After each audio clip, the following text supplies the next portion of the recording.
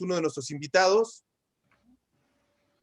Por acá nos encuentra ya el profesor Pedro Solares, que es profesor de la Ibero, del Departamento de Ingenierías.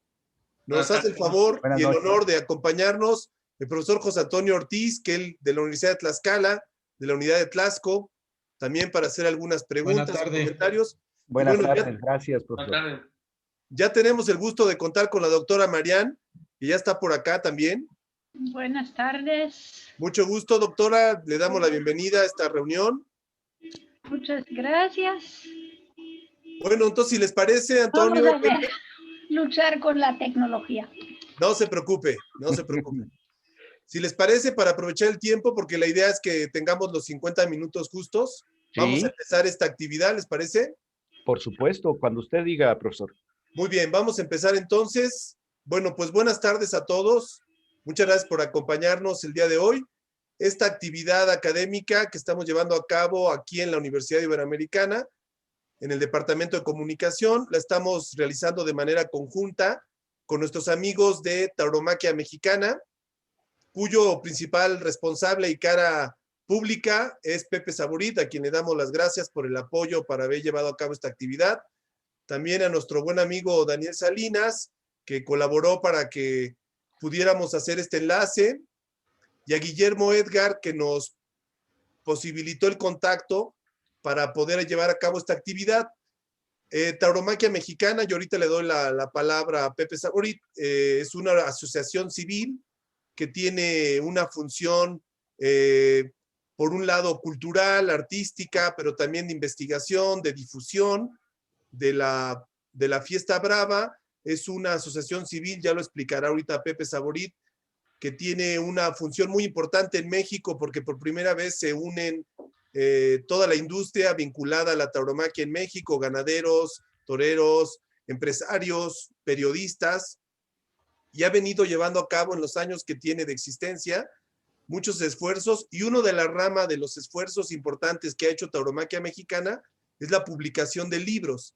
Y a mí me da mucho gusto recibir el día de hoy este evento para llevar a cabo la presentación de un libro que es una mixtura, porque es un libro muy profundo, muy interesante, que mezcla la antropología, mezcla la historia, los estudios culturales, la reflexión sobre las tradiciones, que se llama La Fiesta No Manifiesta, que es un libro publicado por Tauromaquia Mexicana el año pasado, y que se empezó a presentar a partir del mes de octubre, más o menos por ahí. Y bueno, yo desde que presentaron el libro oficialmente en varios lugares en octubre, le pedí el apoyo a Guillermo Edgar, a Daniel, a Pepe, para que lo presentáramos en la Ibero, y estamos grabando este video justamente para después difundirlo a través de los mecanismos de la universidad. Así que le doy la bienvenida a todos. Los voy a presentar rápidamente. Nos acompaña Pepe Saborit Santa. Él es licenciado en Comunicación, con posgrados en Gestión Cultural y Administración, en Relaciones Públicas y Mercadotecnia. Pepe Saborit trabajó en Fomento Cultural Banamex, en el montaje de diferentes exposiciones y en el resguardo de la obra artística y su difusión. También durante 10 años se desempeñó como responsable de Comunicación y Relaciones Públicas en el Instituto Mexicano de Contadores Públicos. Actualmente, Pepe Saborit es director de la Asociación Civil Tauromaquia Mexicana. Ha participado en diferentes medios de comunicación como comentarista y analista, y entre otras cosas es torero con la alternativa y tiene experiencia haciendo estas faenas en países como España, Francia, Portugal, Perú y México. Bienvenido, Pepe, muchas gracias por acompañarnos. Samuel, muchísimas gracias, un placer estar aquí con ustedes, ver a todos los estudiantes, profesores, un gusto, agradecerte siempre esa apertura de la universidad para estos temas que a veces son polémicos y que se han vuelto cada vez más polémicos. Creo que ya has dicho lo que es Tauromaquia Mexicana, nada más agregar que lo que queremos hacer también, evidentemente surge de una parte jurídica, legal, pero para apoyar esto es difundir realmente los verdaderos valores de la tauromaquia. Y nosotros abogamos mucho para que se legisle con argumentos y no con supuestos. Ante estas mentiras de estos movimientos radicales que existen hoy en día, nosotros tenemos que demostrar realmente lo que es la tauromaquia, ¿no? Si esto tiene que desaparecer, que sea de una manera natural, si es porque la gente lo quiere y no por imposiciones, repito, que a veces, muchas veces con mentiras, de estas modas que existen animalistas. Si alguien está a favor del bienestar animal, que es un tema largo que no es de esta reunión, evidentemente, es la tauromaquia, ¿no? Queremos hacer puentes de diálogo con todo el público, con los políticos, con la sociedad en general, para legislar con realidades y no con supuestos, ¿no? Entonces, parte de esto es la difusión cultural, y ahorita lo van a escuchar de los especialistas. Aquí está Antonio, aquí está la doctora Mariana, a la cual también les agradezco, donde vean también la cuestión popular de la fiesta de toros. No es lo que solamente dicen por ahí de los grandes titulares, ¿no? En fin, son muchas actividades. Les agradezco a todos y les dejo realmente a los que hicieron ese trabajo. Y Samuel, muchísimas gracias. Estamos a las órdenes para proyectos futuros. Muchas gracias, Pepe. Bueno, yo insisto en esta parte. A nosotros como universidad y a mí como profesor del Departamento de Comunicación, que me interesa mucho el tema del entretenimiento, me parece que independientemente de que uno sea o no aficionado, esté de acuerdo o no con la fiesta de los toros, es muy importante valorar su dimensión cultural, su huella histórica. Recordemos que este espectáculo que llegó a México prácticamente a principios del siglo XVI, en 1520 y tantos, es el espectáculo, digamos, público de diversión que más tiempo lleva realizándose en México. Ya casi se cumplen 500 años de las corridas de toros en México, y no hay ningún espectáculo en México que tenga esa cantidad de años, ¿no? A lo largo de todo este tiempo, este espectáculo ha dejado una huella en la cultura, en el arte, en la pintura, en la literatura, en las anécdotas. Tiene un impacto económico, tiene una presencia mediática, y efectivamente la tauromaquia es una actividad cultural, es un espectáculo que está envuelto, como ya se ha dicho muchas veces, en una discusión, en una polémica, pero también es verdad que es parte de una tradición que nos llega del Mediterráneo, que tiene muchos siglos de existir y que tiene una riqueza simbólica, cultural, antropológica, sociológica muy importante. Y nosotros como profesores en la universidad creemos que es nuestra obligación, pues, darle un espacio a través de la libertad de expresión, al diálogo, a la discusión, a la investigación, porque además, como lo hemos dicho en varias ocasiones, la biblioteca de la Universidad Iberoamericana recibió en donación el año pasado más de 1 millón de fotografías de la base de datos sobre la Plaza México, que tiene más de 70 y tantos años de existir, y que en todo este tiempo se acumularon tantas fotografías que fueron donadas a la biblioteca de la universidad, y ahora la biblioteca de la universidad tiene en resguardo este material, y hay que hacer investigación para hacer historia, para trazar la huella de este espectáculo, que independientemente de las polémicas, de los gustos o no gustos, pues forma parte de la historia de México, y así hay que valorarlo, ¿no? Entonces, muchas gracias, Pepe. Voy también a presentarle rápidamente a don Antonio Rivera Rodríguez. Él es periodista en prensa, en radio y televisión, con mucha experiencia, y entre otras cosas es presidente del capítulo Yucatán de Tauromaquia Mexicana. Muchas gracias, don Antonio, por acompañarnos. Gracias por el apoyo para participar en esta actividad. Gracias a ustedes. También les presento con mucho gusto a la doctora Marian Gabriel. Ella es licenciada en Pedagogía Social y Desarrollo Comunitario, tiene la maestría en Etnología y Lingüística Comparativa y es doctora en Ciencias Comparativas de las Religiones y Etnología por la Universidad de Tübingen en Alemania, con una tesis sobre la ritualidad maya en ceremonias agrarias.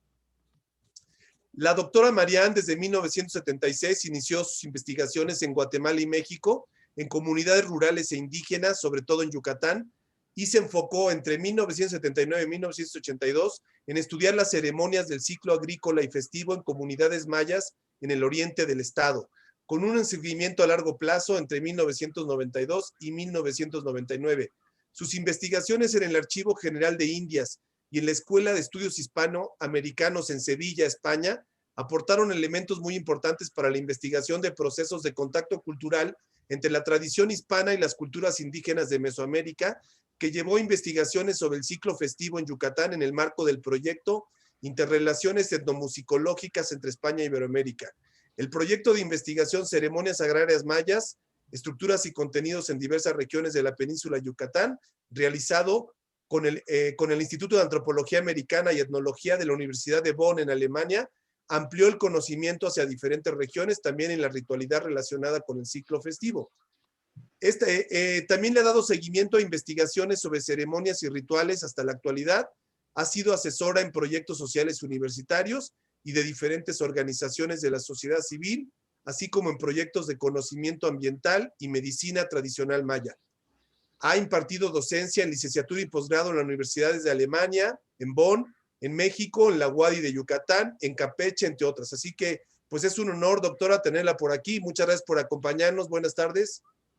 Pues sí, muchas gracias por la invitación. Es un gusto de participar con ustedes y intercambiar algo de las experiencias que se pudo conocer, aprender a largo plazo aquí en Yucatán y en México. Pero sobre todo Yucatán en este caso. Muchas gracias a ustedes y felicidades por hacer estos trabajos también de resguardo de material histórico.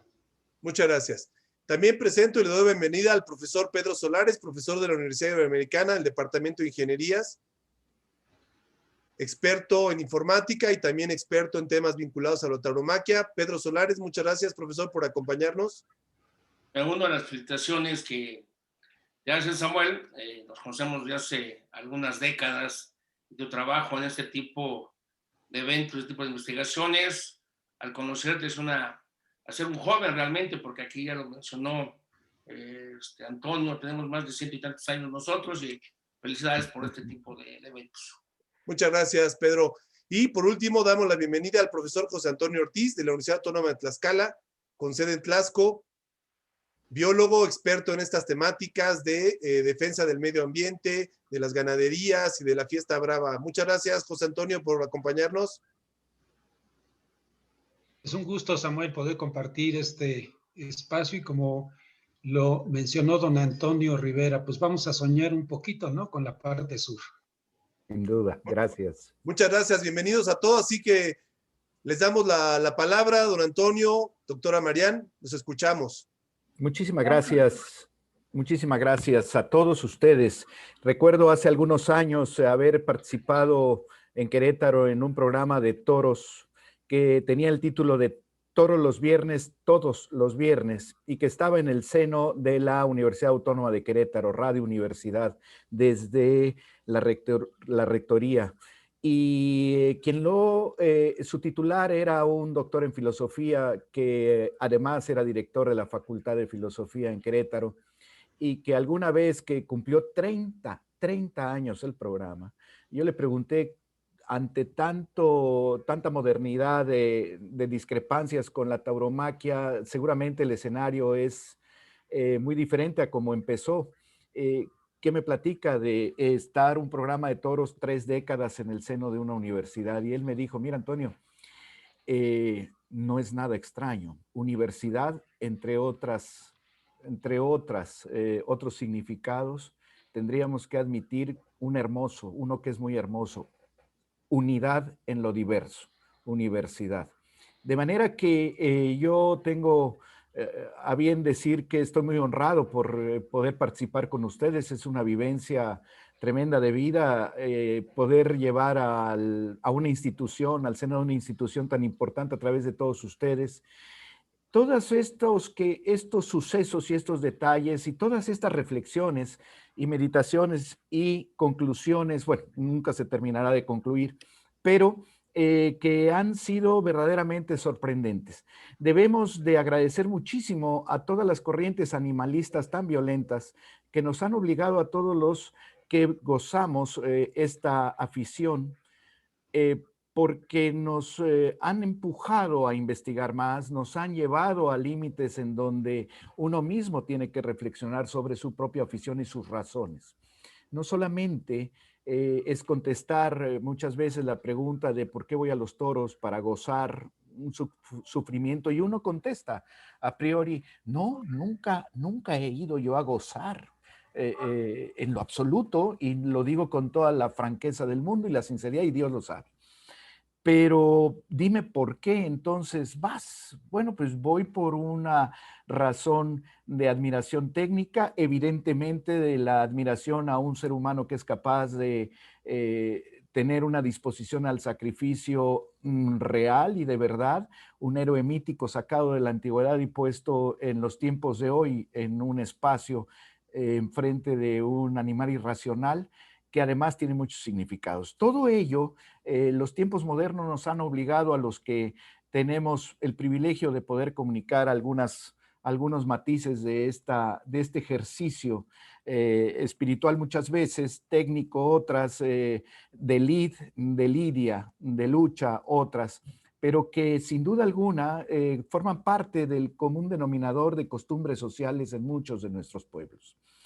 Lo primero que yo debería decir es que no vamos a hablar de toros tanto, no vamos a hablar de fiesta de toros, no intenta esta obra que edita Tauromaquia Mexicana y que nos invitó a participar para la redacción, no tiene el propósito de convencer a alguien, tiene el propósito de descubrir una fiesta que durante siglos estuvo y sí, perdón, y sigue en el anonimato por decisión propia.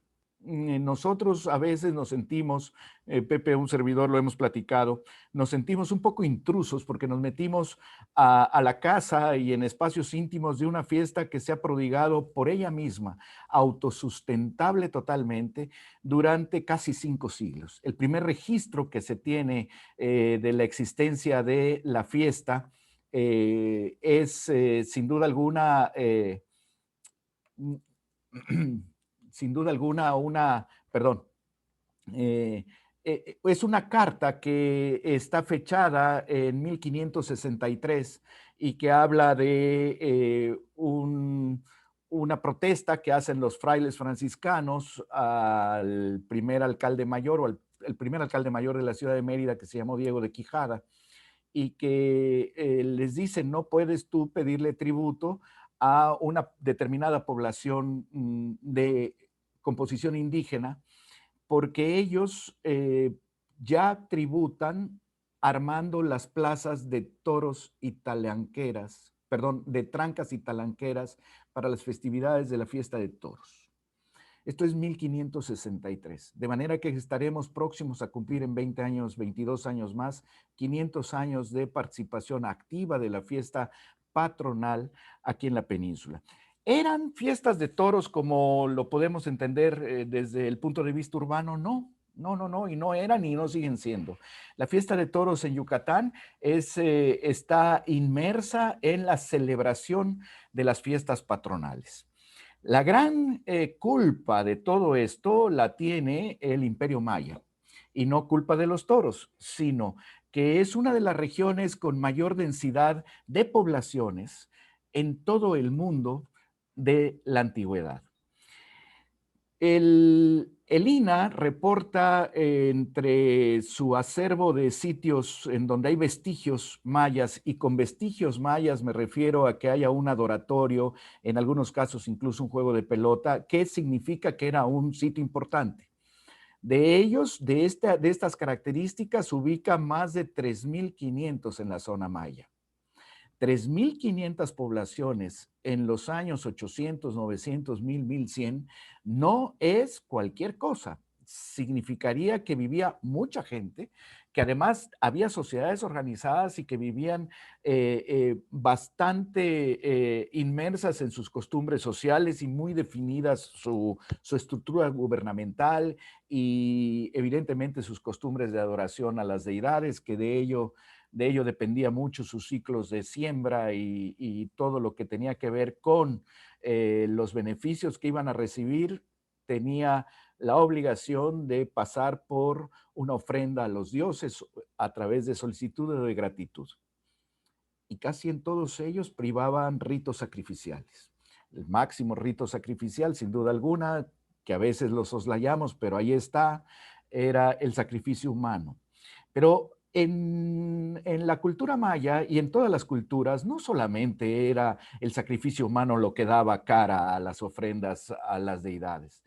La gran mayoría eran sacrificios de animales o sacrificios personales sin pérdida de la vida.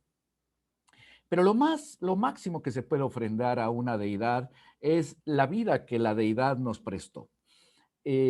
A través de todos estos siglos, los habitantes del pueblo maya evidentemente estuvieron inmersos en la costumbre de celebrar. Cuando llega el encuentro con el Nuevo Mundo, aquí en la península hubo dos momentos, en 1529, la primera vez, que resulta fallida, se van a Perú el capitán general de esa primera conquista, Francisco de Montejo y León el Mozo, y se va a Perú y regresan ya para habitar, perdón que no diga conquistar, porque esto responde a un hecho histórico, para colonizar la península a través de la primera ciudad que fundan, que es Chapotón, 1539 aproximadamente, después en 1540 Campeche, en 1541 Calquiní, en 1542, el 6 de enero justo, fundan la ciudad de Mérida. En un espacio de una ciudad muy antigua que se llama Ixcancijó, Otó, o como se debe de pronunciar correctamente en el vocablo maya, es Jo. Y Mérida está fundada o reconstruida o modificada o transformada en una ciudad colonial sobre las ruinas y con el material de muchos templos y pirámides que había en Jo. Cuando llega la colonia, Jo estaba abandonada. No hay una batalla por conquistarla. Sí es verdad que la historia registra una serie de enfrentamientos con 3 o 4 castas que habitaban cercana y que más que estar peleados con los españoles, estaban peleados entre ellos. Finalmente uno de ellos se alía con Montejo y vencen al otro, y entonces entra el periodo de pacificación sin ninguna otra razón de guerras fuertes como se dio en el altiplano. Aquí fue un poco menos, pero hubo sus razones de imposición. Inmediatamente después, los españoles se dieron cuenta que en todas estas vestigios de pueblos que ya no estaban tan habitados, el Imperio Maya se calcula que haya desaparecido 200 años atrás. Si me permiten para abordar, voy poniendo las fotografías. Para este efecto, la parte que tiene que ver con la colonización se ubica entonces en los lugares en donde había vestigios de habitación. Las pirámides entonces un poco ya derruidas. Decía yo que se calcula que el éxodo de la desaparición, todo lo que le pudiéramos poner como nombre o como adjetivo a este declive del Imperio Maya, sobre todo en la parte norte de el Mayapetén, en esta parte que nos corresponde hablar, que quizá haya sido 200 años anteriores a la llegada de los españoles. 180, algunos lo ubican en 240, en fin. Pero se aprovecha entonces el sitio porque entre ciudad y ciudad, entre pueblo y pueblo, entre vestigio y vestigio, había caminos. Recordemos que Yucatán es plano y tiene muchas piedras, y entonces había caminos entre una ciudad y otra, y rutas muy importantes en estos caminos que se conocen como los sacbec, y que aprovecha entonces la colonia para transitar a través de carretas y empezar a llevar mercancías o a traerlas, y el territorio se divide en encomiendas. No me quiero tardar tanto en este antecedente, solamente para poner en contexto por qué la fiesta patronal. La fiesta patronal es producto de una gran multiplicación de poblaciones ya coloniales en el mapa geográfico de toda la chorro de vestigios mayas, que unos se rehabilitan y en fin. Entonces van surgiendo haciendas, van surgiendo poblaciones pequeñas y en las que, Dios guarde la hora, si no, se van construyendo parroquias, iglesias, porque parte del propósito de la conquista y del mandato real era, en principio, salvar almas, es decir, catequizar, es decir, imponer la nueva religión, es decir, todo lo que quisiéramos agregarle, para bien y para mal. Bueno, había que celebrar. Estas poblaciones entonces estaban dedicadas a un santo patrono. y había que celebrar. Vinculado al ciclo agrícola, ¿no es cierto? Muchas veces vinculado al ciclo agrícola, otras vinculado a la fecha en la que se funda o se inaugura la parroquia y de acuerdo al santoral. Y entonces me voy a permitir compartir una imagen. Sí, es muy importante lo de las imágenes, don Antonio, porque Sí. los alumnos seguramente, hasta no ver las imágenes, no vamos a materializar todo este relato que en palabras tan bueno nos ha hecho. Sin duda alguna. Nada más quería yo poner el contexto. Luego soy medio monocerebral y entonces de repente digo, ¿aquí qué digo de esta foto? Por eso les pedí una oportunidad. Bueno, y hoy tenemos con esta imagen comenzamos, profesores, gentiles alumnos, todas y todos.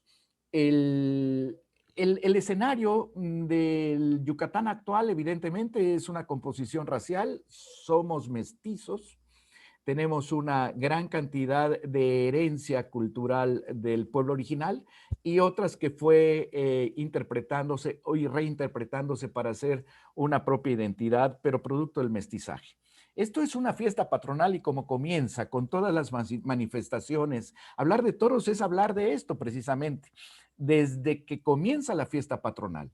La fiesta patronal comienza con una vaquería, con manifestaciones en donde todas las niñas y las señoras, las damas del pueblo se visten con sus ternos de gala en un ritual sumamente colorido y festivo y ya inmersos en esta celebración. Y esto es una imagen que ya la había puesto, ya la habían puesto y de la que yo quería hablar. Ustedes pueden ver los rostros porque como jóvenes observadores que son y perceptivos, ustedes pueden ver los rostros de todas las señoras que están alrededor en la rueda. Una felicidad, una expectativa porque estamos de fiesta, porque estamos de fiesta. Y debo de decirles lo que ustedes ya saben. Son regiones económicamente limitadas, que viven al día, donde la mano de obra no está muy bien pagada, en donde casi todo mundo vive de los productos del campo y en donde, de acuerdo al INEGI, los regímenes o los niveles de pobreza son altos. Pero ese día, esos 8 días, esos 10 días, se nos olvida. Es un remanso de paz en esta realidad que nos agobia, es un remanso de paz. Además de la oportunidad, y ya daré paso a la doctora Marian Gabriel, para poder celebrar y comprometer o agradecer mediante el concepto que ella maneja también.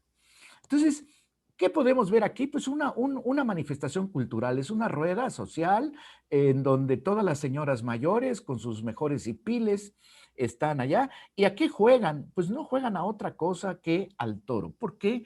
Porque es el eje celebracional de todas las fiestas patronales, la fiesta de toros. Pero vamos a hablar un poquitito más de por qué es el toro.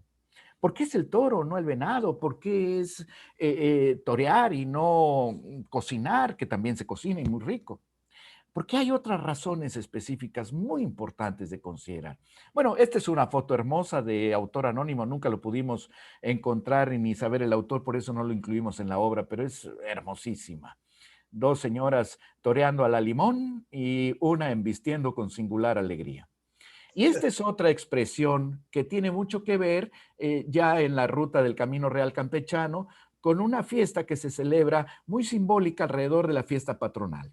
Es el encuentro del hombre vivo con una próxima realidad que es la muerte.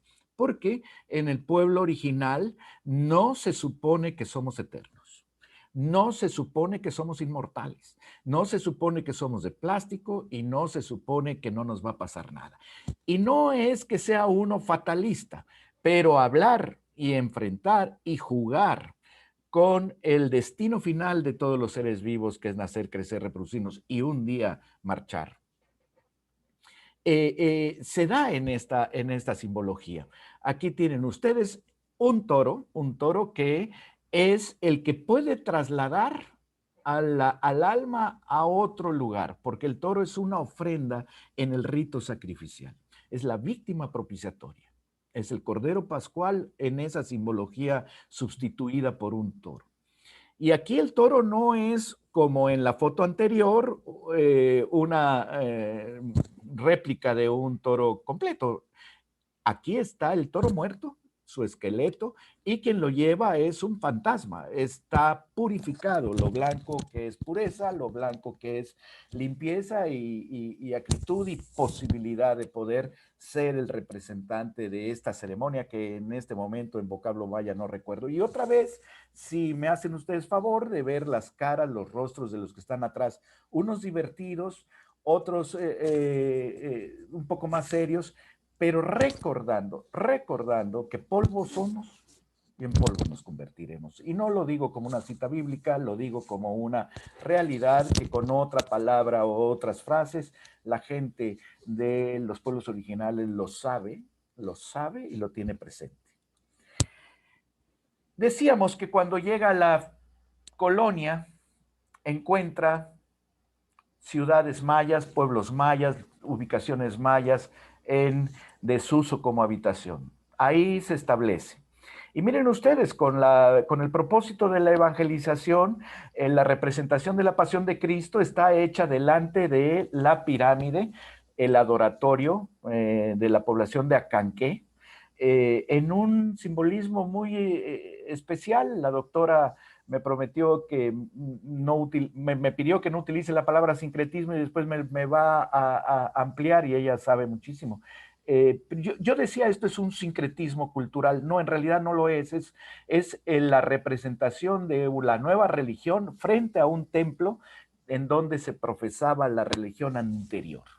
De manera que, sin mezclarse, sin fusionarse, finalmente es un retrato de un momento histórico, de un paréntesis histórico, de una pausa histórica que sufrió o vino a bien o vino a mal, lo que le quieran poner, el pueblo de Yucatán, como el pueblo en el altiplano y como prácticamente toda América y el mundo. Nosotros por los españoles, Estados Unidos por los ingleses y Australia también. Y el hombre, desde que es hombre, es conquistador.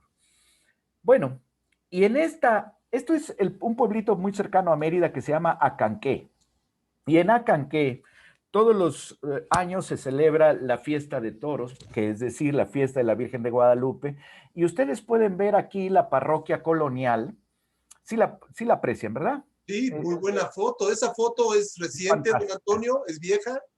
También es un autor anónimo, pero se publicó hace 3 o 4 años. Muy bonita la foto. Sí, es la misma pirámide, profesor, la que está en el fondo, es el mismo adoratorio maya, y en donde está la parroquia colonial, se supone que había otro adoratorio maya que fue transformado en iglesia colonial. Finalmente, los dos sitios siguen siendo lugares de adoración, lugares de meditación, lugares vinculados con la espiritualidad que profesaba mucho el pueblo original, el pueblo maya. Eran seres espirituales, muy inteligentes además. Entonces, hay una descripción en el lado de la iglesia colonial. Cambió la forma, no el fondo. Cambia la forma, no el fondo. Y aquella celebración que entonces se efectuaba en la plazoleta frente a las dos pirámides, o 3, vayan a saber. Hoy se celebra lo mismo. La celebración a la deidad, hoy es la Virgen de Guadalupe, ayer pudo ser Ixchel, en tiempos prehispánicos. Y ahí está en medio la ceiba, sembrada en esta plaza de toros artesanal que ustedes pueden observar alrededor del espacio desocupado. Este es un tablado artesanal que tiene una cantidad de 127 palcos, cerca de 4,000 personas le caben y su feria dura 10 días. El día 12 de diciembre, la doctora Marian Gabriel lo va a conversar, se lidian 120 o 130 astados que son lidiados en el concepto de promesa o de gratitud. Ahora la Virgen de Guadalupe. Antes era el venado, ahora voy a adelantar, no me quiero adelantar y ahorita lo abordamos. Le vamos a dar velocidad y en 1542, el mismo día de la fundación de Mérida, hay en un adendum del inventario del acta de fundación el adendum inventario en donde está el ganado caballar, el ganado bovino, el ganado caprino y el ganado porcino. Llegaron en esa acta que yo estoy buscando, tener el dato exacto, alrededor de 70 cabezas de ganado. No es como en la Ciudad de México, en donde primero se conquista, después por Veracruz llegan los toros, aquellos 12 toros navarros. Aquí llegaron con la conquista u ocupación. El toro llega y se posiciona de los propósitos alimenticios, pero también en el pueblo maya empieza a surgir un fenómeno. Este fenómeno que hoy nos atrevemos a decir cuando nos preguntan, ¿defiendes una fiesta española? No, te voy a decir por qué. Porque el pueblo maya primero observa, después se reubica y se reinventa y dice, estoy en la misma plaza, allá está mi pirámide y ahí está otra convertida en iglesia, pero estoy en el tiempo de celebrar. Se parece mucho a esto. El toro ahora resulta que es el Castellan que en maya era el nombre del venado. Y Castellan era todo lo español, porque los españoles nunca dijeron que eran españoles porque España no existía, sino decían que eran castellanos. Y el pueblo original les llamaba Castellan o Castellan, y así se referían a ellos.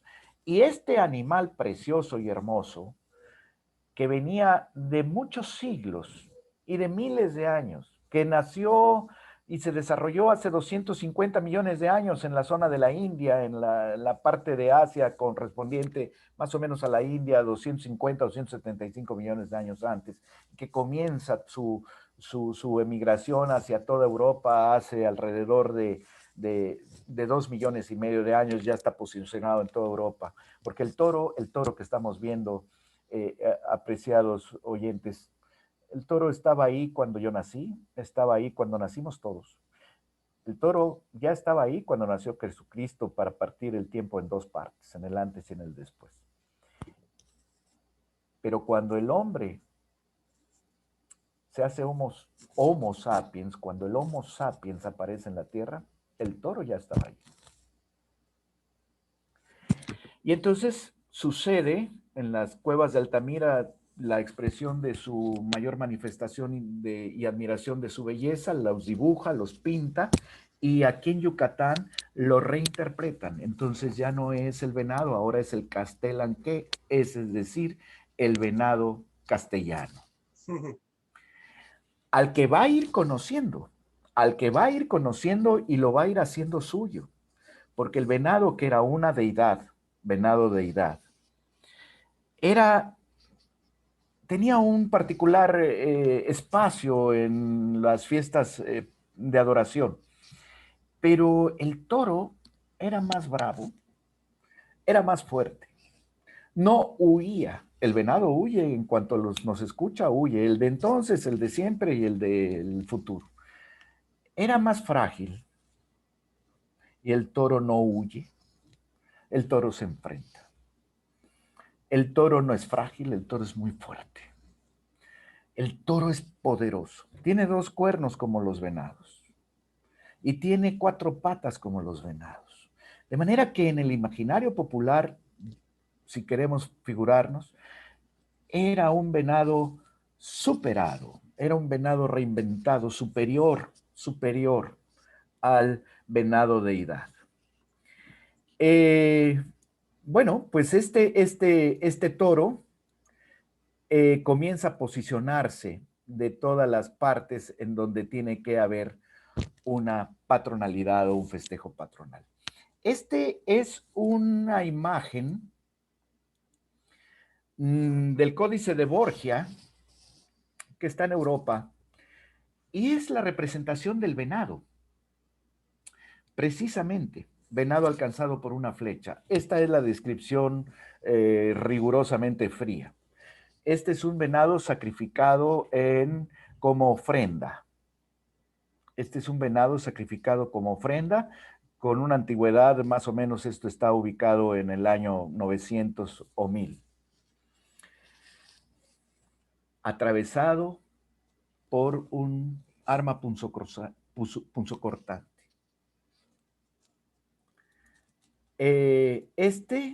Ay, perdón, ahora sí, no, perdón la falta de pericia en la...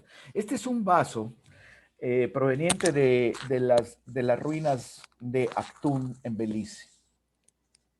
Yo no sé si lo vean con claridad, pero ahí hay 4 personajes, 2 guerreros, los 2 primeros de la izquierda, un sacerdote, el que lleva empuñando un arma y que lleva 3 en la mano izquierda, ante un dios, una deidad. Y en medio del sacerdote, tercero de izquierda a derecha, y la deidad, está en medio un venado. Así es. Un venado que va a ser sacrificado por arma punzocortante en ofrenda a la deidad.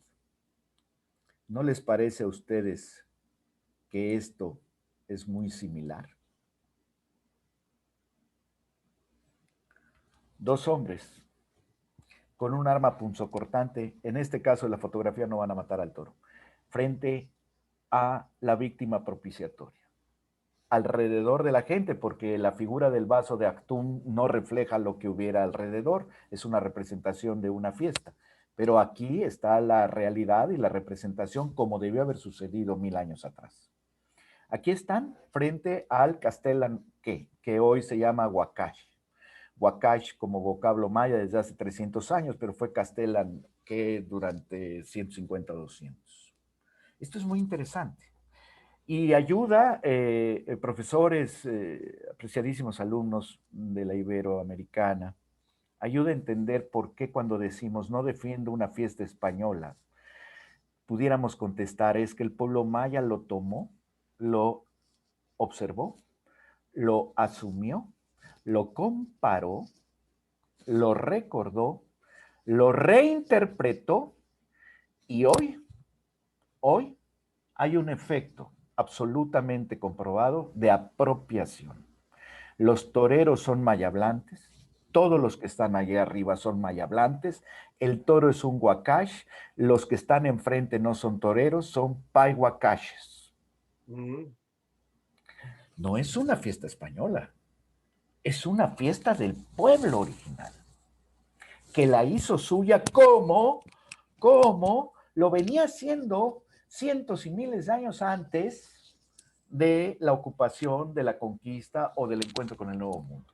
Lo que pasa es que encuentran puntos de coincidencia, afortunados, desafortunados, llámenle como quieran, pero puntos de coincidencia. Entonces le es fácil al pueblo original reinterpretar estas manifestaciones, porque finalmente la tauromaquia no deja de ser en su génesis un rito sacrificial, un toro que sustituye a la víctima propiciatoria en un fenómeno muy antiguo que proviene desde Abraham y Isaac y cuando el Señor se sustituye a sí mismo por trigo y vino, por trigo y uva, por pan y vino, y dice, tomad y comed de todos de él, este es mi cuerpo, esta es mi sangre, y después se sustituye ese pan y ese pan consagrado, esa hostia, en una fiesta muy antigua en Europa, que es la fiesta del Corpus Christi, en donde se sustituye con la celebración o comulgar con la hostia consagrada, no estaba el pueblo preparado para ello, y se dice por ahí, si sería muy largo y muy preciso quedarnos platicando de eso más tiempo, pero se dice que sacrifíquese después de la fiesta de Corpus un toro y divídase en tantas partes habitantes haya para poder comerlo, porque detrás de este rito sacrificial está el fenómeno del alimento sagrado, el alimento que compartimos. Solamente es tomar la vida de la víctima propiciatoria, sino hacernos de ella absoluta e integralmente, con un propósito místico que es tomar sus fuerzas, sus dones y sus valores y hacerlos míos y yo superarme a través de ello, y con el propósito evidentemente alimenticio. Esto es la representación de... Yo, antes de pasar a esto, quisiera darle la palabra, si me lo permite, profesor Samuel, a la doctora Marian Gabriel, porque todo esto que vimos obedece a un propósito espiritual que no deja de existir. Quizá no tenga báscula y medida y pesos, pero existe. Doctora.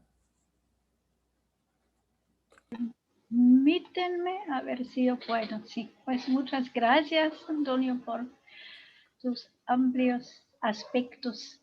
Y yo me voy a concentrar a uno que es la promesa. Recordemos primero, los carteles distinguen en la parte religiosa y la parte profana. Eso es muy conocido, ¿no?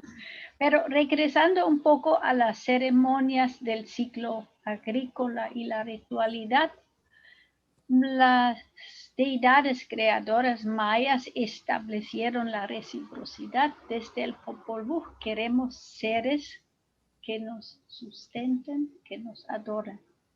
Y eso podemos observar hasta hoy día en todo el rito agrícola de la etnia maya, en ese caso concreto. También en otras zonas de México tenemos estos fenómenos.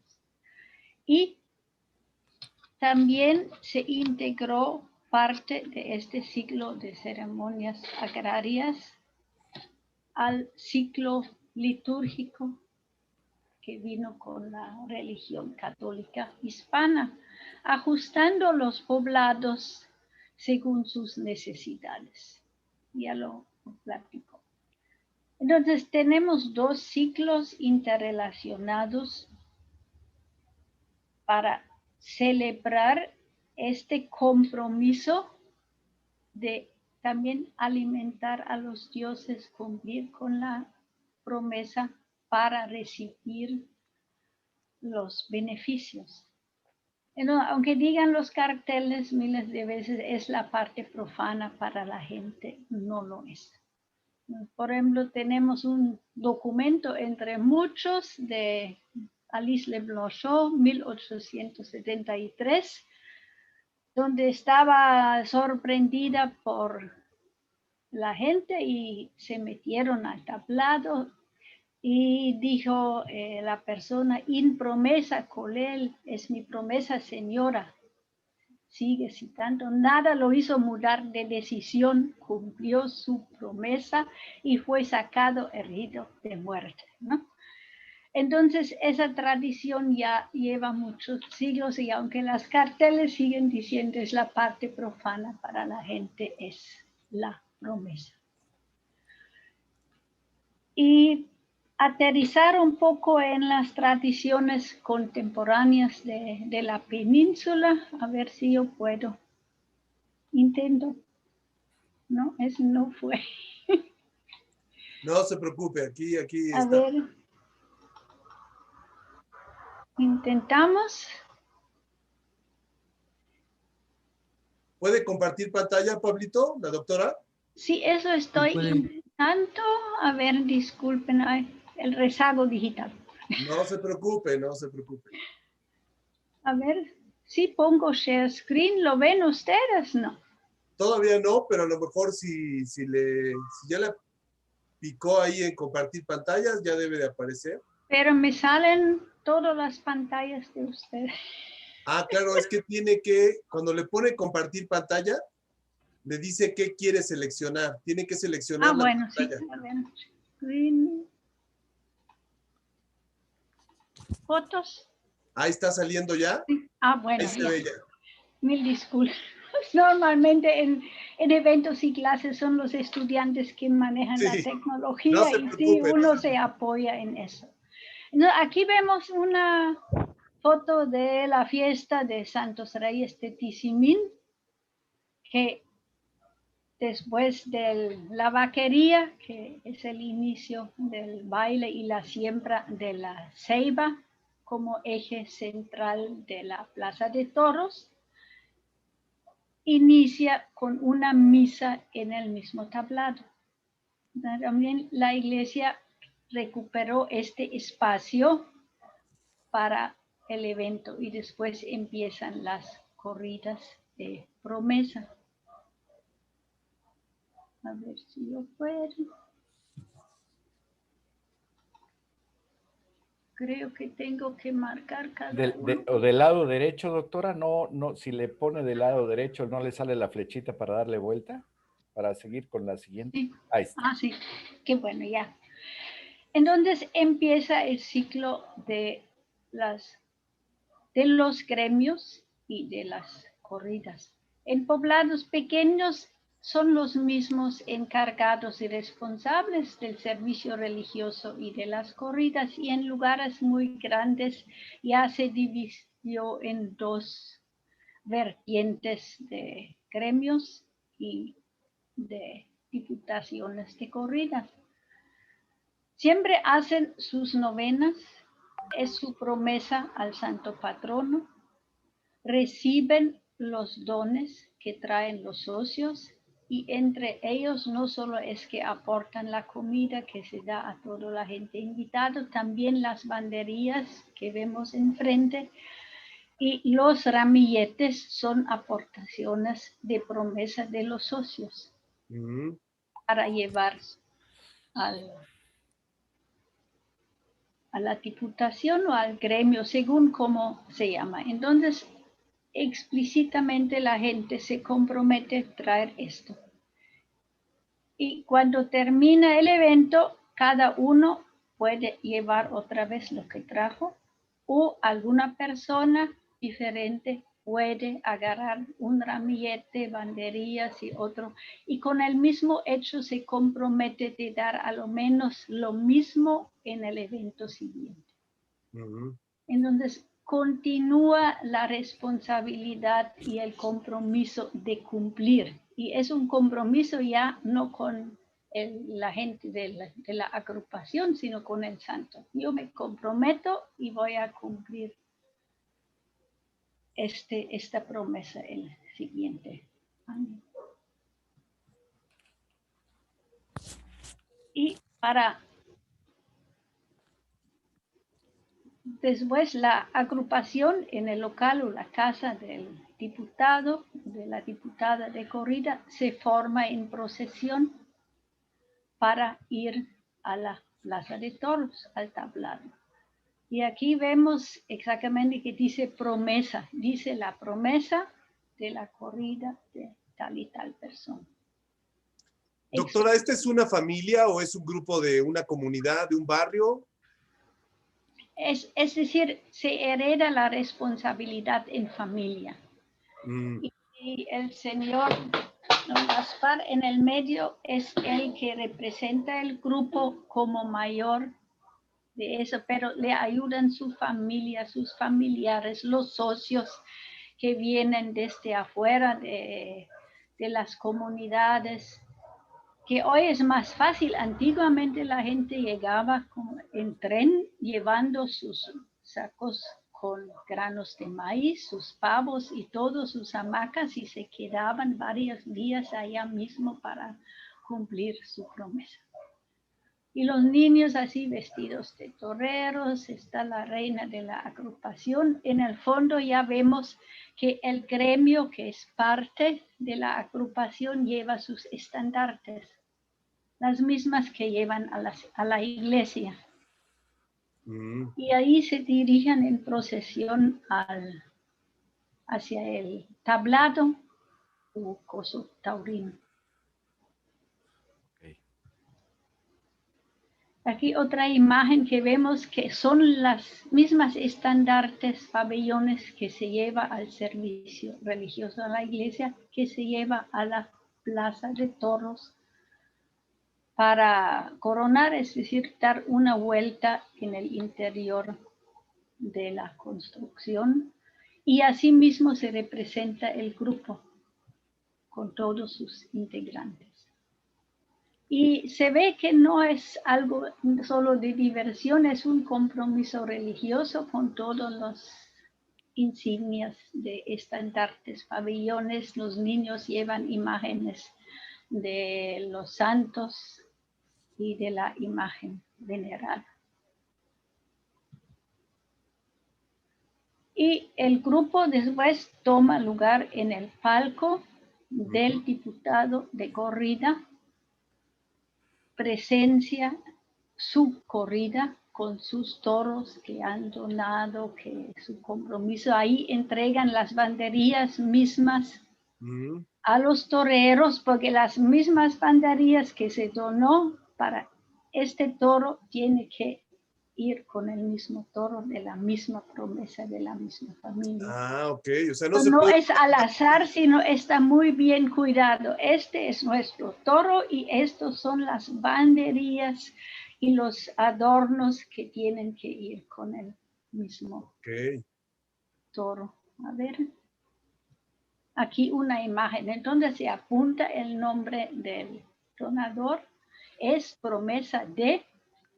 Se ponen las mismas banderillas y los toreros torean este toro que, según la demanda de carne, es sacrificado y se vende la carne, y hay agrupaciones donde después se consigue la carne, se prepara, termina la corrida, se va a la casa de la diputación y todos conjuntos, a veces con los toreros, se sientan a festejar y compartir la comida del animal sacrificado. Entonces hay muchas evidencias de estas tradiciones, aunque la gente pues no sabe teóricamente porque esas cosas, así es la tradición. Y también la misma gente dice, por ejemplo, porque nosotros somos contentos, porque nos sentimos bien ante Dios, porque es una tradición. Y creo que las cosas, que no lo hago por algo material, por comercializar las cosas. Si tú lo hagas por tu voluntad, la tradición debe seguir a brindar esto. Siempre tenemos que pensar que dar, ¿no? Todo que podamos, y lo que vamos a recibir son las bendiciones de Dios. Así lo percibe y lo expresa las gentes integrantes de los diputaciones de corrida o de los gremios. Entonces, es un fuerte arraigo de religioso que es mi promesa. Yo tengo que cumplir con esto, y ahorita en la pandemia no se puede hacer las fiestas, pero el compromiso queda pendiente. Si este año no se pudo cumplir, se traspasa al siguiente año, y hasta que se termina el compromiso se puede modificar o decir ya cumplí. No es que, no se pudo este año, pues ya estuvo. No, el compromiso persiste más tiempo hasta para cumplir. También el santo es llevado al tablado. Nos llevan la imagen del santo, igualmente da una vuelta en el tablado y recaudan fondos para la iglesia. El santo también a cada corrida la va a visitar. Entonces, está presente.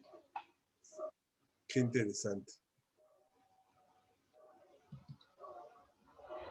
Y así un día a otro, como en los gremios, empiezan un día, entran a la iglesia, ahí permanecen sus estandartes y salen el siguiente día. Igual el mismo sistema, empieza un día la diputación de la corrida y culmina el segundo día con la misma corrida. Llevan todos sus elementos. Las niñas delante tienen las imágenes de los santos, que también los santos del altar doméstico van al tablado, al coso taurino, el diputado, las representantes de autoridades, y los jóvenes, aquí se ve que llevan sus banderías, que son su promesa que van a cumplir.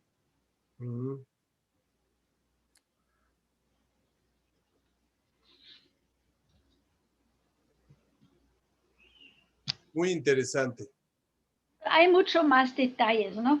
Y lleva muchas cosas que como la misma gente lo hizo suyo.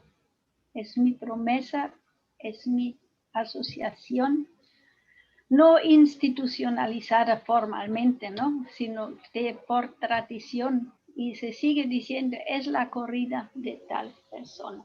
Y lo van cumpliendo hasta uno de los diputados cumplió su promesa y en la misma noche falleció, pero tenía que cumplir antes su promesa para cumplir. Entonces son cosas asuntos muy religiosos, no es así nada más, es fiesta y diversión. Es un compromiso serio que hay que cumplir. Claro que alrededor es la fiesta, es la alegría, se ve los familiares, los amigos que solo una vez al año se van a encontrar en esta ocasión. Y hasta en muchos lugares los migrantes tienen que regresar para la fiesta, para cumplir con su promesa, para que estén presentes. Muy bien. Muy bien. Eso fue el enfoque de promesa. No sé si hay más preguntas, cómo seguimos en el programa. Porque nos daría mucho más tiempo para sí, claro que sí. los detalles de cómo la gente se apoderó de un fenómeno ajeno a su cultura y lo hizo suyo. Así es. Muy bien. Muchísimas gracias, doctora. Yo nada más quisiera apuntalar varias cositas que quedaron al aire en abuso del tiempo, pero prometo no tardarme más de 2 horas más. No te preocupes, mira, la ventaja es que como estamos grabando, esto se lo digo a los alumnos, si tienen otra actividad o si se pueden quedar, pues mejor, pero si tienen clase ahorita a las 8, adelante, no hay problema. Seguimos grabando la actividad. Tenemos otros 15, 20 minutos, Antonio. Muy bien. Podemos grabar y al rato compartimos el material en video, pero cerremos bien para que quede completa la explicación que querías hacernos. Adelante. Perfecto. Bueno, yo me quedé en la parte que correspondía al tablado, con esta imagen del tablado, hermosísimo tablado de Tizimín, Yucatán, que tiene 7,000, un aforo de 7,000 personas. En la parte de la arena, el primer piso, detrás de la celosía, hay una familia en 3 metros. En el segundo y en el tercer piso, originalmente se comparte por la familia porque son tablados familiares. Este es un principio del armado del tablado original. No hay nada. Se arma en 5 días, en 6 días. En el de Tizimín se llevan 7 días. Pero se va estructurando esta maravilla. Además, quiero decirles que la hoja de guano, que es palma americana, como John Joy Stephens la describe en su magnífica obra Incidentes del viaje a Yucatán, genera un microclima para la comodidad y baja 5 o 6 grados centígrados del calor que hay en el exterior dentro del tablado. Es una maravilla de saberes ancestrales mayas. Aquí se comienza a construir, y esta es, profesores, gentiles alumnos, una maravilla que me voy a llevar un minuto en explicar. El tablado en realidad es la suma de 100, 90, 80, 110 palcos familiares. En la génesis del tablado se encuentra en la casa maya, en donde habita la gente normalmente, y en donde está construida arquitectónicamente más o menos con los mismos principios de 4 parales, 2 intermedios. Los parales serían los 4 que están en el extremo, y el que están viendo aquí, el paisano que está enfrente de su tablado, ya construyó la base de su palco familiar y está esperando que el de junto arme su propio palco. Y en la medida en que se van sumando las construcciones, se van formando esta maravilla que es el tablado artesanal, que más que un propósito de estructurar un coso taurino, es trasladar su casa a la plazoleta celebracional. Esta imagen pues no nos deja lugar a dudas. El palquero, que así se le llama, el palquero cuelga su hamaca y ahí gusta, como se dice en Yucatán, gusta o ve, observa, se disfruta la corrida. Está en su hamaca, en su casa. A veces se pone la mesa en ese espacio vacío y ahí comen y ahí le pasan el día. Es Qué el interesante. mismo principio de la casa maya y la familia entonces durante la fiesta patronal traslada su casa a la plazoleta junto con todos en una coordinación perfecta, no se ocupan de lo que no de otra cosa que no sea armar su propio palco y la suma de todos se va estructurando en lo que ya se pudiera apreciar como palcos hacia la arena, hacia el ruedo. Prueba de ello es esta imagen bellísima además, en donde ustedes pueden observar que no hay una homogeneidad en la construcción. Por Claro. ejemplo, Es más modesta. es mucho más modesta que la de Tizimín, efectivamente, pero además llena de romanticismo porque el palco que está enfrente casi del torero, pues tiene el piso del suelo, el segundo y el tercer piso porque la familia es más grande, pero el que está junto es más chica, no necesita poner un tercer piso. Y así de manera heterogénea se construye el tablado. Esto es una maravilla. Es la casa familiar, la casa maya familiar llevada al palco. Y hay que decir que la génesis de la casa maya tiene 3000 años o quizá Me más. llama la atención lo del árbol, ¿no? ¿Cómo forma parte Sí. de...? Este es el siembro de la ceiba. La ceiba es el árbol sagrado maya, en maya se dice yakshe. En el yakshe hay raíces que simbólicamente, en simbolismos, llegan sus raíces hasta el Chivalbá. El Chivalbá es el inframundo, en donde habitan, no es infierno, es un inframundo en donde habitan los espíritus de los que ya no están. Y de alguna manera, entonces, la ceiba simboliza como una especie de vaso comunicante entre los que estuvieron y los que van a estar, porque las ramas sostienen simbólicamente la bóveda celeste. El tronco es la vida actual, el tronco es lo que vivimos, el hoy, el presente, pero tenemos un destino hacia el Xibalbá o hacia el cielo superior o los 7 o 12 cielos en la cosmogonía maya. Ha ido perdiéndose la costumbre de que en todas las plazas y en todas las fiestas presida la ceiba. Hay que decir por qué es sagrado, el árbol se pide permiso a las deidades a través de una especie de chamán o sacerdote maya que hace una determinada ceremonia para cortarlo. Hasta hoy, si en el patio de la casa de ustedes hay una ceiba, no es fácil que encuentren a alguien que la corte. Es un árbol sagrado. En su seno del tronco nació Samná, es decir, ahí nació Samná. Es el árbol sagrado de los mayas, el yakshe, la ceiba. Además es súper fértil y cosas de estas. Y esto es una maravilla, ya una vez armado, 5 días después, cada una de las escaleras es la entrada a un palco familiar. Si ustedes vuelven a Tizimín, pues van a ver 70 escaleras, tantas taquillas para poder entrar son. Si ustedes quieren entrar a la corrida, pues van y le preguntan al palquero que está al pie de la escalera, ¿tiene? Y él le va a decir, sí, segunda del tercer piso o baranda enfrente y cuesta 70 pesos. Y entonces dice, no, pues yo busco una de enfrente. Y el de junto se lo da otro precio, en fin. Tiene una autosustentabilidad. Si la fiesta en Yucatán, en la península, estamos hablando de 250 tablados armados durante el año, fuera alquilando plazas portátiles, el milagro económico sería imposible de efectuarse. Esto es autosustentable completamente. Y esta es ya una escena de la fiesta durante la tradición. El tablado artesanal es una maravilla, solamente se construye con madera. la gran mayoría que se conserva para la siguiente fiesta. La parte de abajo, que es la celosía, es enrejado, es de una madera silvestre delgada que crece aunque no quiera a nadie y que se corta fresca para que si el toro empuja allá tenga flexibilidad y no se rompa por estar seca.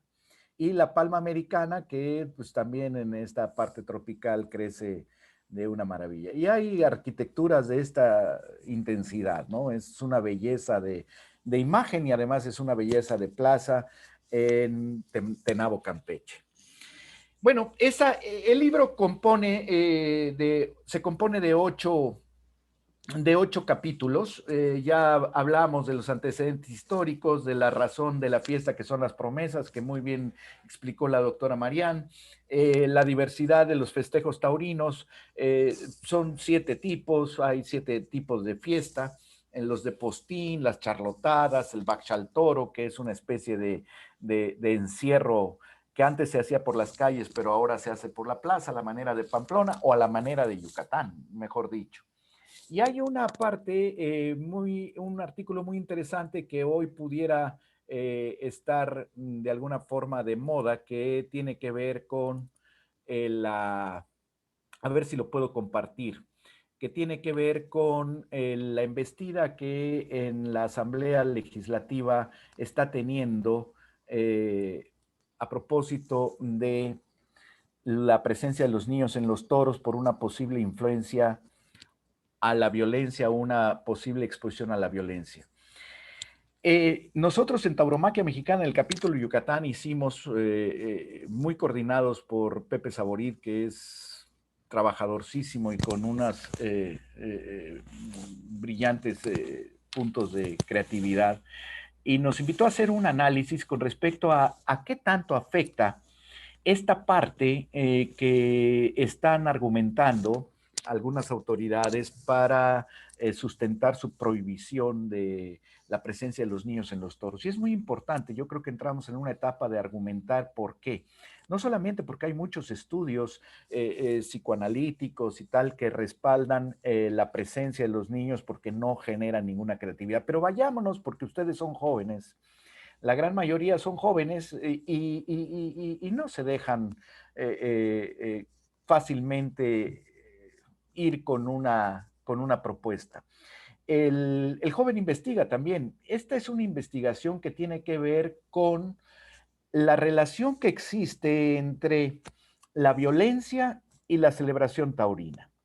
Por ejemplo, en el año 2014, 2015, 2016 hasta el 2018 son los datos que arroja el INEGI y que son de acceso público, inegi.gov, en donde muestra el promedio de homicidios por cada 100,000 habitantes al año.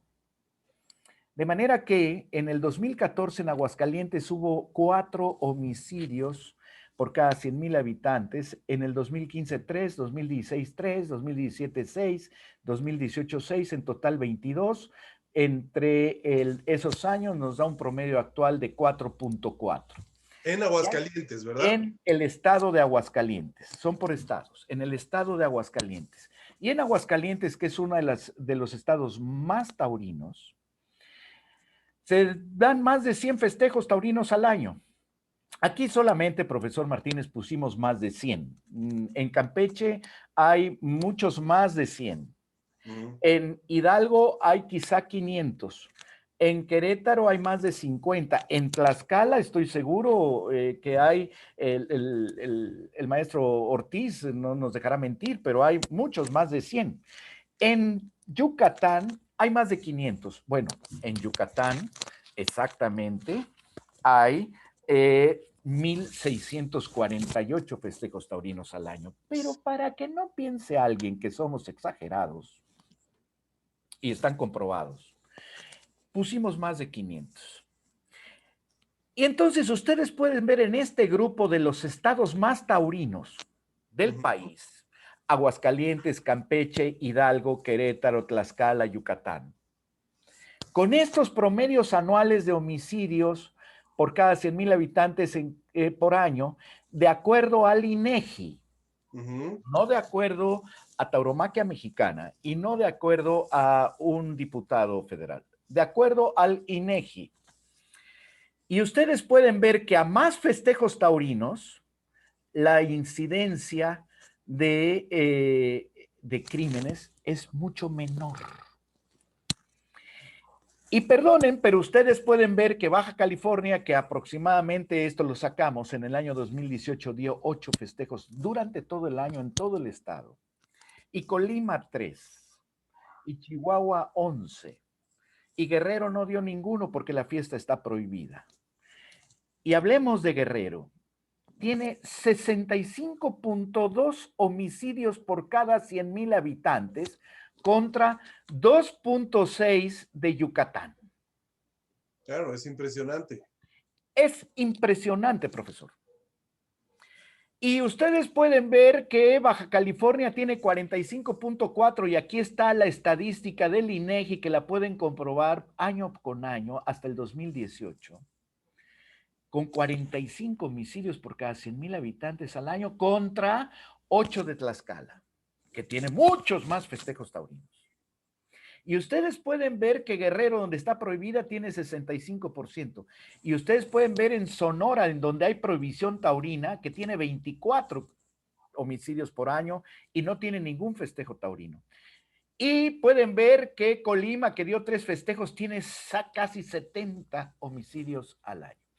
Luego entonces ahí queda la razón de haber incluido uno de los capítulos en el libro de la fiesta no manifiesta, porque todas las imágenes que hemos mostrado hacen evidente la presencia de los niños en los toros. La presencia de los niños en los toros jamás alguien ha podido demostrar que genera una influencia de violencia. Lejos de ello, y de acuerdo a esta estadística, yo les invitaría a reflexionar sobre una barbaridad que me atrevo a decir. ¿No hace falta llevar corridas de toros a Guerrero?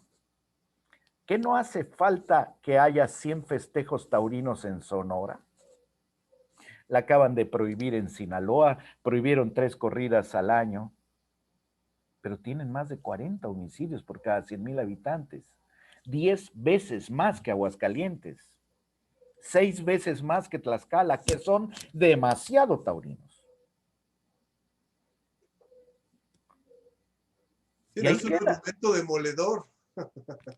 Ahí queda, pero además no es un argumento, profesor, de Tauromaquia Mexicana, ni de nosotros, ni de un servidor, ni de ningún taurino. Son los datos del INEGI que ustedes tienen acceso público y los datos que les pueden corroborar en cualquier entidad, los taurinos, la Asociación Nacional de Matadores, la de subalternos o la permisología municipal en cada estado. Somos conservadores en los números, pero esto solamente demuestra que en Yucatán la presencia de los niños en los toros durante 4 siglos ha generado una sociedad convertida hoy en la más segura del país, junto con los estados más taurinos del país. Claro. Yo para irme a vivir a otro lado, primero preguntaría, no sé cómo estén las rentas, pero en primer lugar, ¿hay toros? Claro. Porque va a haber seguridad. Después vamos a ver el nivel de vida. Sí, no, la correlación es increíble, ¿no? O sea, efectivamente, la península es el lugar más pacífico o menos violento, si lo queremos ver así, del país. Sí, sí. Y fíjense que ha subido Quintana Roo su índice criminal, de crímenes, de homicidios, sobre todo en la zona de Playa del Carmen y de Cancún, porque están los cárteles del crimen organizado muy metidos.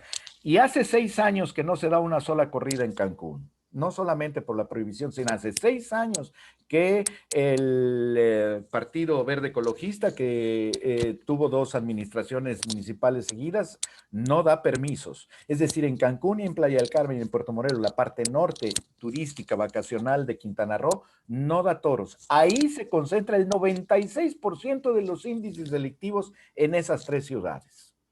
Todo lo que corresponde al interior del estado de Quintana Roo y a las comunidades mayas, mayablantes, etcétera, no hay índices más altos que Yucatán.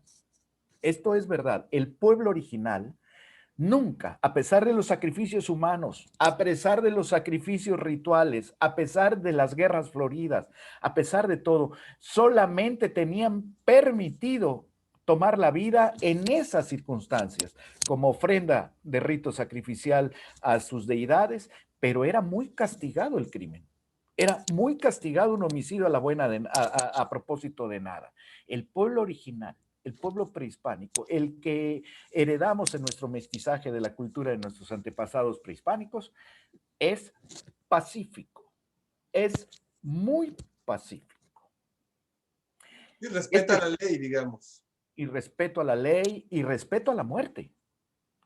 Porque para no matar a alguien, yo no solamente tendría que respetar su vida, sino tendría que respetar su muerte.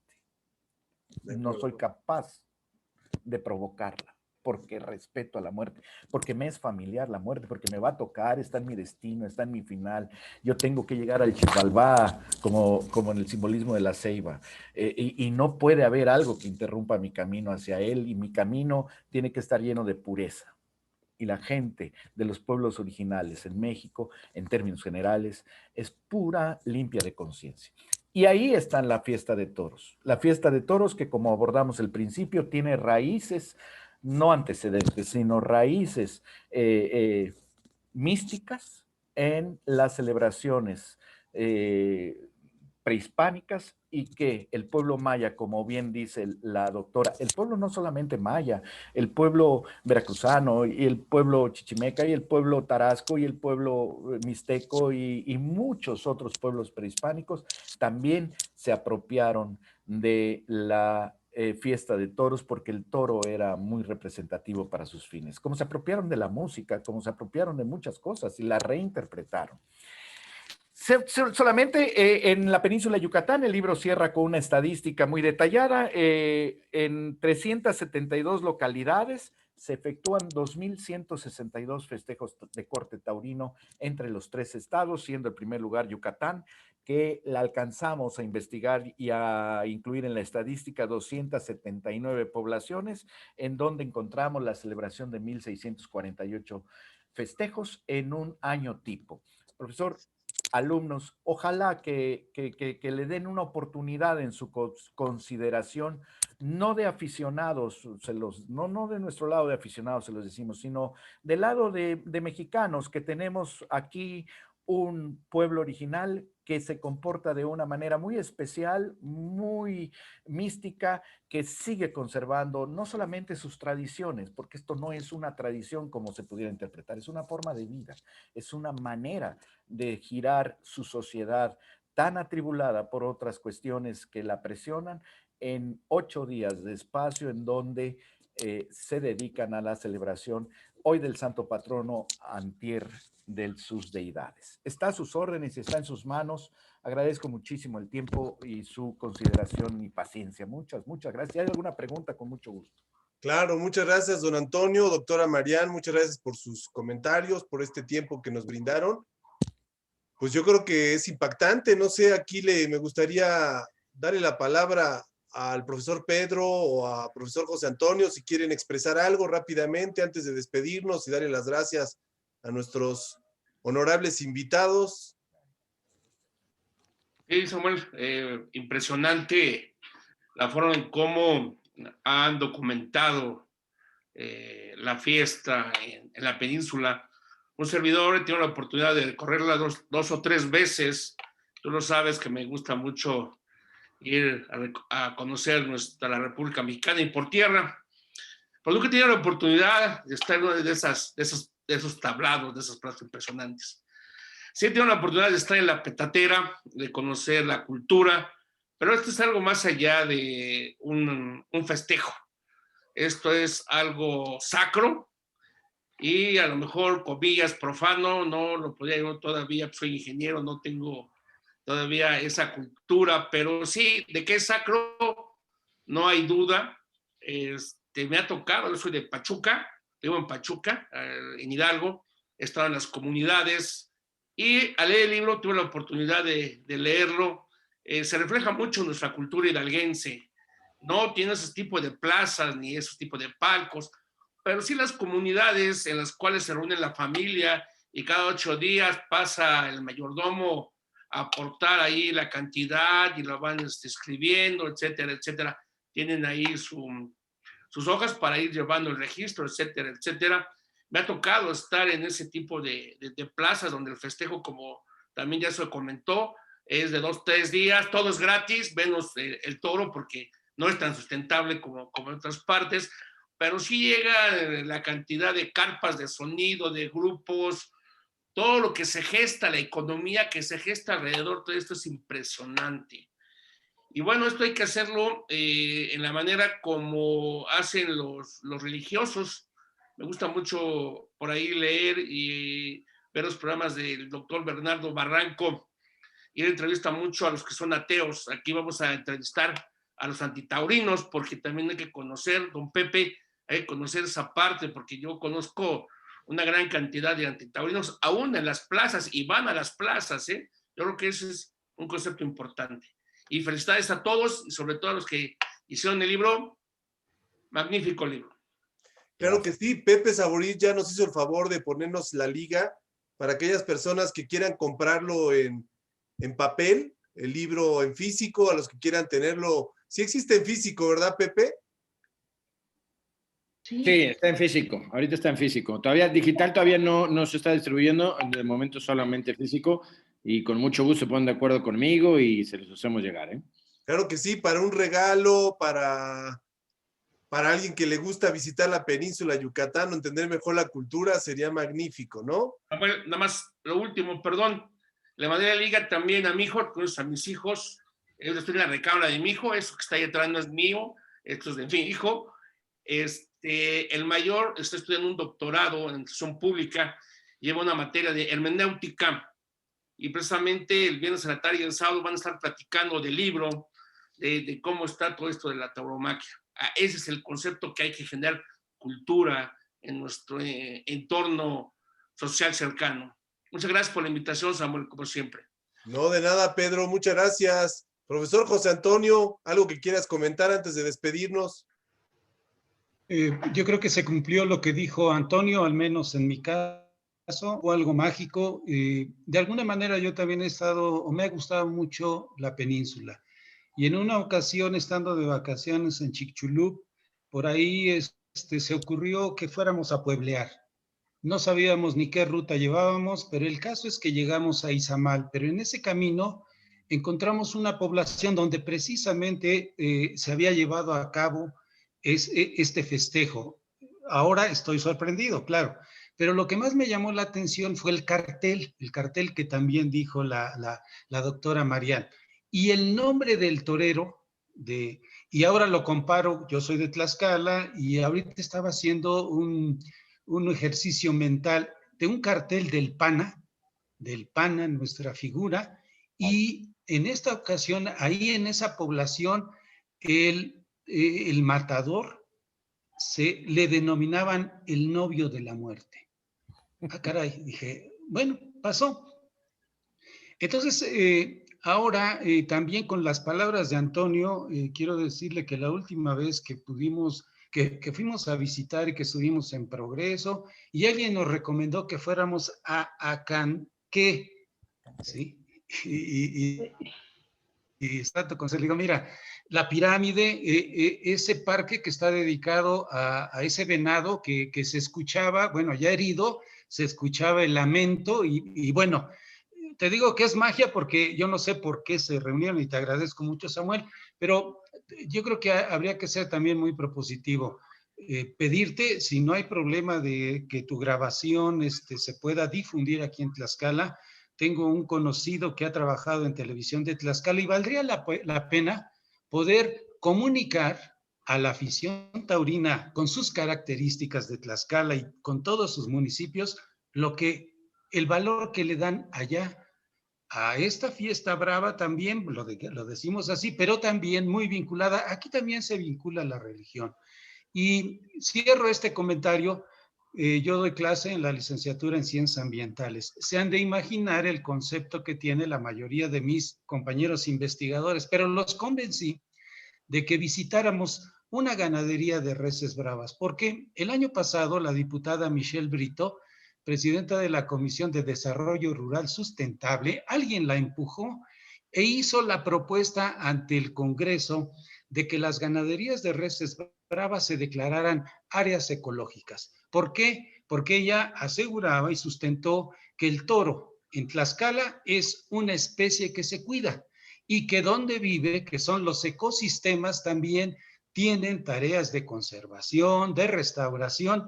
Entonces ahora vamos a ir a visitar, ya los convencí, hay expertos en cambio climático, en biodiversidad, y estamos a punto de lograr, gracias a este amigo, a Gabriel Reyes, que nos den una visita guiada al ganadero de Piedras Negras para que él nos explique qué es lo que están haciendo en relación al cuidado del toro. Vamos ahora con el toro. Ya después entraremos en la problemática de los festejos, porque aquí se ha demeritado un poquito lo que es la guamantlada, ¿sí? Que era una réplica de la pamplonada, y ahora quieren hacer en cualquier comunidad aquí, San Cosme Xaloso, la xalostada, pero es encerrar todos jóvenes con ya ebrios, quieran sentirse toreros. Entonces se ha demeritado, pero bueno, esto también. Por eso yo te decía, si es posible, si Claro, no hay problema de que claro esta que sí. grabación se pueda transmitir en un canal de televisión, y creo que sería a nivel cultural algo exitoso. Y gracias por la magia, Antonio. Gracias. Muchas gracias, profesor. Muy gentil, muy honrado. Y Gracias. yo con gusto les comparto la liga y además obviamente los voy a poner en contacto con Pepe y con don Antonio y Marian para que si quieren invitarlos ustedes a hacer alguna actividad en la Universidad de Tlaxcala o allá en Hidalgo, Pedrito, a través de tus contactos, pues yo creo que lo que más quiere Tauromaquia y los autores de este importante libro, pues es difundir el conocimiento, que se venda el libro, que se consuma, que se lea, que se discuta, y creo que es un gran aporte. Yo finalmente, para no hacer más larga la sesión, qué bueno que tenemos la grabación, quiero agradecerles a todos. No sé si haya algún alumno todavía, a lo mejor alguien que quiera preguntarle algo a los autores, si se animan, todavía se quedaron, fíjense valientemente, porque a las 8 terminaba la sesión. Entonces no sé si algún alumno, alguna alumna quiera preguntar algo, comentar algo. Pues yo la verdad, o sea, es que sí estaba en contra de la tauromaquia, pero porque no conozco, es por lo mismo, ¿no? Y no sé, como que me abrió la perspectiva. Entonces, muy interesante todo lo que dijeron, la verdad. Muchas gracias, Ana Pao. ¿Alguien más que quiera comentar algo? ¿Algún alumno, alumna? Sí, yo igual como Ana Pau también estaba en contra, pero creo que hay como mucha cultura detrás y mucho que no se sabe, que es importante saber para entender un poco más como esta forma de entretenimiento y pues de alguna cierta forma de arte. Así es, muchas gracias, Mario, por tu opinión. La verdad es que sí, es un mundo desconocido para la gente que conocemos la península pues de forma turística, este mundo tan profundo, ha sido toda una revelación y yo creo que con más ganas pues haremos lo posible por acercarnos al libro, pedirle a Tauromaquia comprar algunos ejemplares, que lo tengan en nuestra biblioteca. Y pues bueno, don Antonio, doctora Marian, José Antonio Ortiz, Pedro Solares, Pepe Saborit, les queremos dar las gracias por habernos acompañado el día de hoy. Les vamos a enviar la liga, les vamos a hacer llegar sus reconocimientos. No sé si quieran tomar la palabra para despedirnos nada más. ¿En qué orden? Si quieren empezamos con Pepe Saborit o cerramos con Pepe y empezamos con don Antonio. Sí. A ver, don Antonio, primero, por favor. Para que remate, Pepe. Yo quisiera agradecer profundamente las palabras de ustedes, sobre todo porque le da un sentido a lo que durante casi 5 siglos viene haciendo la gente de la manera más sencilla, de la manera más genuina y de la manera más espiritual. La expresión taurina hoy por hoy está puesta en el juicio, pero como ustedes dos dijeron, a veces sin tener todos los argumentos expuestos. Yo siempre he pensado, fui joven alguna vez y la juventud es disruptiva y es rebelde por naturaleza. Hay una nueva dictadura en ciernes en el mundo. Se llama animalismo extremo. Nosotros respetamos mucho el antitaurinismo. Yo soy antifutbolista. A mí el fútbol no hay quien me convenza de ir a un estadio. Y pido que me respeten. No lo ataco, no nada, pero bueno, y respeto a todo el mundo al que le gusta. Y al antitaurino lo respetamos mucho. Pero hay un animalismo exacerbado que ha tergiversado muchísimas razones de nosotros estar en esta cofradía de aficionados a los toros que parecemos muy raros. Solamente tengan la seguridad ustedes, de veras maravillosos jóvenes, ellas y ellos, que hay mucho detrás de ellos que no corresponde a la realidad. Hay muchos memes que dicen que hacia los toros les ponen vaselina y pica pica en las patas. Por Dios, si hay alguien que venera, respeta profundamente desde el fondo de nuestros corazones al toro, somos nosotros, el que vemos sacrificar antes que verlo morir en la ignominia de un rastro oculto en un matadero, negando su origen místico desde la profundidad del conocimiento humano. Muchísimas gracias. Rebélense ante un enunciado animalista, porque hay un futuro maravilloso en ustedes y esto corresponde, por supuesto, a la libertad de pensamiento. Ha sido un honor platicar con ustedes. Gracias. Muchas gracias, don Antonio. Doctora Marian, ¿la escuchamos? Pues sí, muchas gracias por el interés y creo que es muy importante ver esos procesos culturales de contacto cultural que se han desarrollado con una creatividad tremenda, ¿no? Valorar estos procesos y lo bonito es en cada región hay diferentes procesos, diferentes culturas originarias, diferentes culturas regionales y sería interesante también la escala y otros empezar con un intercambio. Claro. Esos procesos y los estudiantes no sé de dónde vienen todos, pero me imagino que tienen varios entornos regionales diferentes y valorar esos procesos y esta fuerza cultural de adaptarse a una situación de conquista, llegan cosas muy ajenas y desarrollar esta creatividad de buscar cómo sigo con mis tradiciones, cómo puedo incorporar algo que puedo valorar y llevar a una fusión, yo no digo sincretismo, a una fusión de varios elementos culturales y tradiciones. Muy bien. Y muchísimas gracias. A ustedes, gracias. Espero que los jóvenes se interesen también para estos temas. Claro que sí. Que no son de moda. No, muy importante. Además, felicitarlos a los dos por dar esa emoción al hablar de la cultura de la península, esa profundidad de conocimiento que tienen. La verdad es admirable y es muy loable lo que están haciendo. Ojalá podamos seguirlo leyendo, seguir aprendiendo de ustedes. Muchas gracias, doctora. Sí, gracias a ustedes. Pepe, claro que sí. Pepe, ¿quieres cerrar, por favor? O Pedrito y José Antonio, si quieren tomar la palabra, pues ya nos despedimos con Pepe. Bueno, pasamos. Bueno, pues, de mi parte, pues eso, agradecerte, ¿no? Una vez más, Samuel, este comentario que nos hizo Ana Pao y Marión es parte de lo que buscamos, ¿no? Como asociación civil, como una comunidad que buscamos este diálogo, este entendimiento, estos argumentos, informar realmente lo que es. Como empecé diciendo, no hay que prohibir con supuestos y con mentiras, sino con la realidad.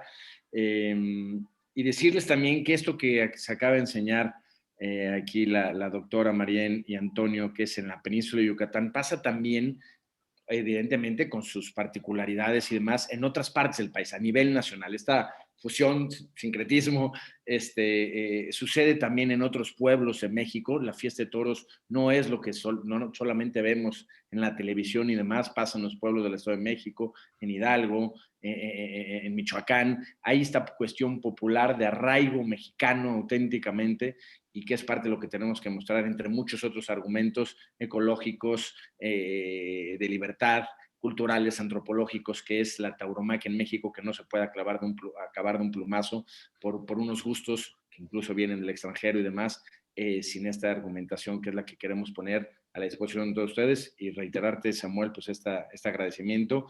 Estamos abiertos en Tauromaquia Mexicana cualquier duda y información que requieran de la tauromaquia. Bueno, pues Pepe, muchas gracias a todos. Entonces con esto cerramos. Gracias por su apoyo a Tauromaquia, a la doctora Marian, a Antonio Rivera, al profesor Pedro Solares y al profesor José Antonio Ortiz por su apoyo. Gracias a los alumnos que se quedaron. Con gusto les enviaremos la liga y bueno, seguiremos dialogando, aprendiendo y tratando de promover el conocimiento de este aspecto cultural, artístico, histórico, de la fiesta de los toros. Muchas gracias, Pepe, y buenas noches a todos. Que descansen. Buenas noches, gracias. Buenas noches. Hasta luego, don Antonio. Hasta luego, doctora Marian. Gracias. Adiós, Pedro. Buenas Adiós, noches. Antonio. Adiós, Felicidades. muchachos. Muchas gracias a ustedes. Felicidades. Buenas noches. Buenas noches. Buenas noches. Hasta luego.